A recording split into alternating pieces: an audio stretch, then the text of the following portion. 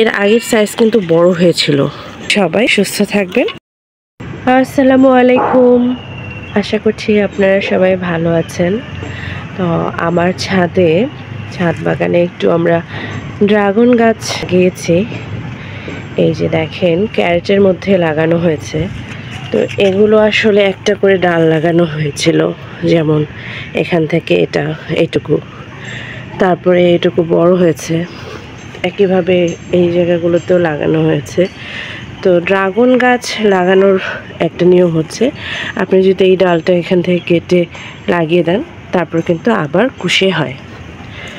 তো মাটিতে দেওয়া ছিলই, গোবর সার আর কয়েকটা সার দেওয়া মাইটটা ছিল, সেই সারের মধ্যেই লাগানো। এই যে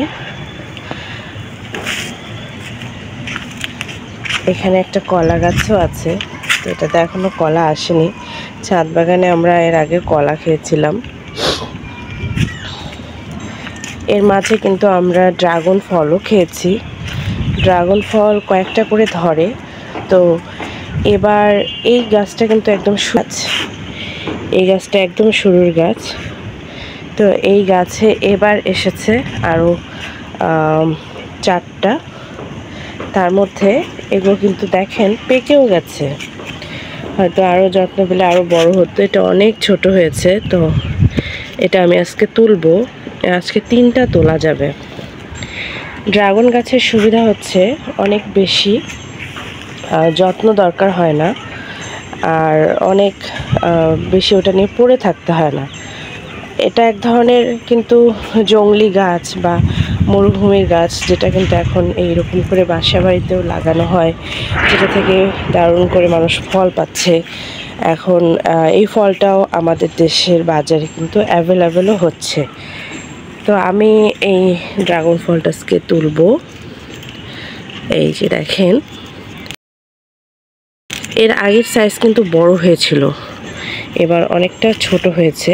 এই যে একদম পেকে গেছে। একটা তুললাম।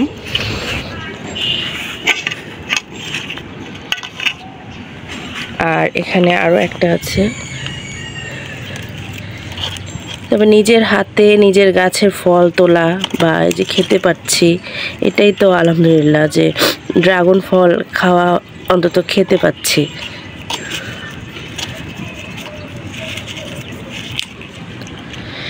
এটা আবার দেখেন, এটা ভেতরের পর্যন্ত ছিল। এই যে ছোট ছোট সাইজ হয়েছে। আর এগুলোর তো চামড়া এত মোটা যে ভেতরে ফলটা অনেক ছোট থাকে। এইটা সবচেয়ে বড় হয়েছে, এইটা একটু বড় মনে হচ্ছে, দেখা যাক।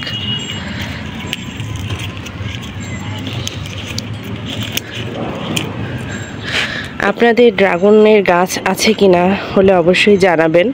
আর ড্রাগন গাছ পারলে লাগাবেন, তাহলে দেখবেন যে 2-4টা করে ফল খেতে পারবেন। সেটা অনেক ভালো লাগবে, কারণ এটা অনেক বেশি যত্ন করতে হয় না।